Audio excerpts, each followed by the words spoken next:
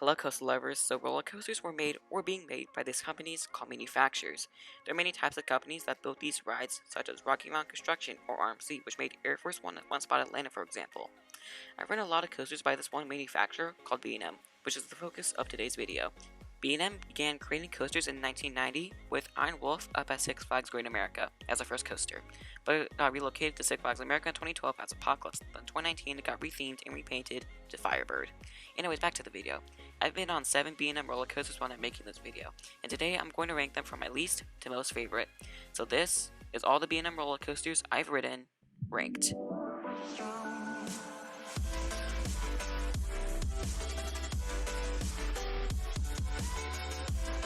Welcome to Kingz Koasterz. If you're new to this channel and can't let go of the feeling of adrenaline after riding a roller coaster, I would recommend you subscribing to this channel.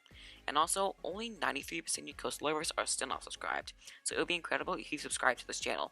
Anyways, before we begin, I would like to mention that I have 2 reviews on these 2 coasters on the list. Anyways, let's begin the video with our last place spot, which is number 7, and that is given to Rougarou at Cedar Point. This is the only floorless roller coaster I've ridden, and I don't like it. This is one of my least favorite roller coasters because of the rattle and the transitions. It is super shaky. I ran this coaster in the very back row, which was assigned. I got bad hangbanging throughout the entire ride, but I'll give credit where credit is due. It's an intense ride. The first loop is intense and has some hang time at the top. The incline loop is definitely the most intense part, but watch out for that transition into the mid course after the incline loop, and I'll give another credit where credit is due. It's kind of enjoyable in the second half when you're low to the ground, but when I'm at Cedar Point again, I'll happily give Rougarou another chance, but in the front. But that's all I'm going to say about Rougarou, so we're going to be staying at Cedar Point for our number 6 spot, which is held by Valravn. This was a last minute decision, but this is the only dive coaster I've ridden for now, and it's kinda disappointing. If you watch the top 15 video, you see why. Drops are forceless, the mid-course kills the thrill, but like Rougarou, I'll give credit where credit is due. The views are insane when you're climbing up the lift hill. The views is magical, but the last inversion is definitely my favorite part. The hang time you get on it is incredible, but those vests just ruin it.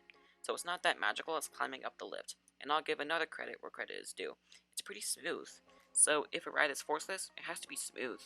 But I don't know what else to say, but now we're in the top 5. So let's go to Cincinnati, and yes, we're going to home park, Kings Island, to talk about Banshee, the ride that made me an enthusiast. Banshee can be such a hit or miss. Sometimes the ride can have a slight rattle, any versions are floaty and filled with hang time, and the forces are pretty fun. And sometimes the ride can rattle like crazy and the vest is holding you hostage and the forces are pretty uncomfortable. But Banshee is a pleasant roller coaster. The drop has some crazy laterals, the versions are floaty and fun, and the layout is awesome for an invert. But there are 2 main flaws on this ride, and they might be pretty obvious to some people. 1, the rattle. It can rattle a crap ton or it can be a slight rattle. And 2, the vest. No matter what, it'll hold you hostage. But I can look past those 2 flaws. Also love its theme. It has tombstones when you're entering the ride, especially since Son of Beast is the most eye-catching. But I don't know what else comes up next. So let's go back to Cedar Point for number 4 spot, which is held by Raptor. Raptor is my favorite inverted roller coaster, and it's an experience to watch and ride. The first drop is fun, the inversions are whippy and intense, especially the corkscrews, and the corporal is one of the most whippiest inversions I've ever ridden. And I love the location of this ride. The loud roar gets you excited for your day at Cedar Point, and it's right next to the Cedar Point Midway. Also love its color scheme. The bright green track matches with the sky. But there is a flaw on this ride. It's the transitions, so watch out for the transitions, especially in the corporal and straining out into the final breaks. But those are the only negatives I got to say about this ride. And yes, the ride is smooth. It's intense, it's whippy, it can be scary. So if you're at Cedar Point, I recommend riding Raptor. But that is all I'm going to say about this ride. We're going to be staying at Cedar Point for our number 3 spot. And you can see this ride during Raptor's lift hill. And you guessed it, it is Gatekeeper. This is my favorite B&M at Cedar Point, but not my overall favorite B&M. The location is amazing, it's right next to the beach and it goes over the front gate. So while you're walking up to Cedar Point, you see Gatekeeper's keyholes, and it's definitely my favorite part of the ride. It's floaty and really smooth, but the layout for this ride is awesome, besides the helix and the Airtime hill. But it's filled with inversions, but the ending is not that great. The helix doesn't do anything, and that's the only negative I got to say about this ride. And even the vests don't even crush you like on Valravn or Banshee. And just like Raptor, I love its roar when a train navigates the layout. This is my 4th or 5th favorite ride at Cedar Point, and I know that I sound like I'm praising it a bit too much, but I just love this ride. It was the first roller coaster I've ever ridden when I went to Cedar Point for the first time last year. But that's all I'm going to say about this ride, and we're going to be going back to King's Island for the last 2 spots. And number 2 is held to a coaster that is very special to me. It is Diamondback. Diamondback was my first roller coaster over 200 feet, and I love it. The floater airtime is one of the best floater airtime roller coasters ever made. The intensity is fun, the helixes have nice laterals and positive G's, and you can't talk about Diamondback without mentioning the splashdown. It is super picturesque.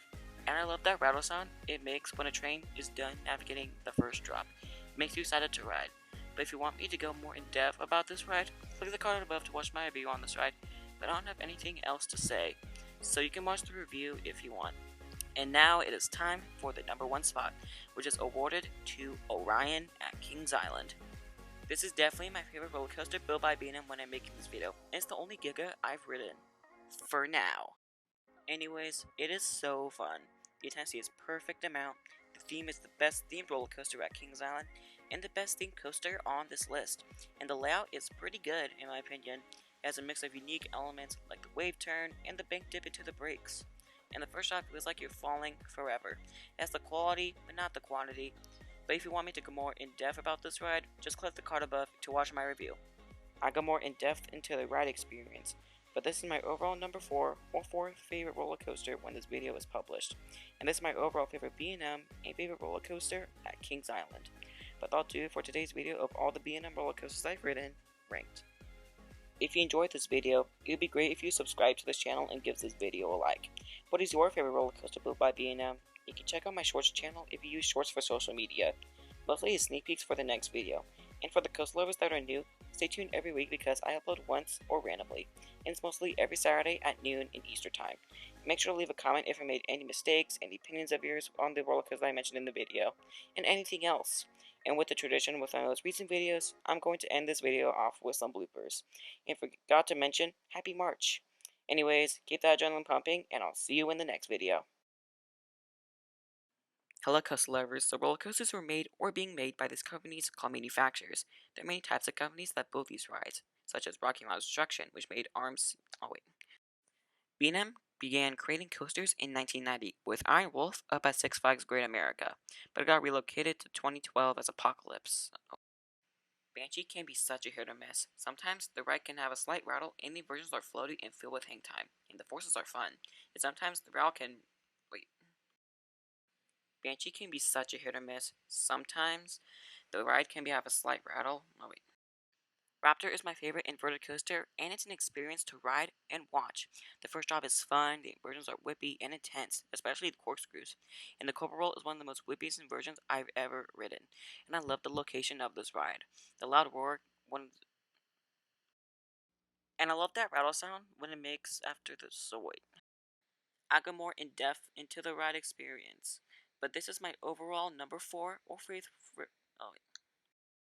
I go more in depth into the ride experience, but this is my overall number 4 or 5th favorite roller coaster when this video is published. And this is my overall favorite B&M roller coaster and favorite roller coaster.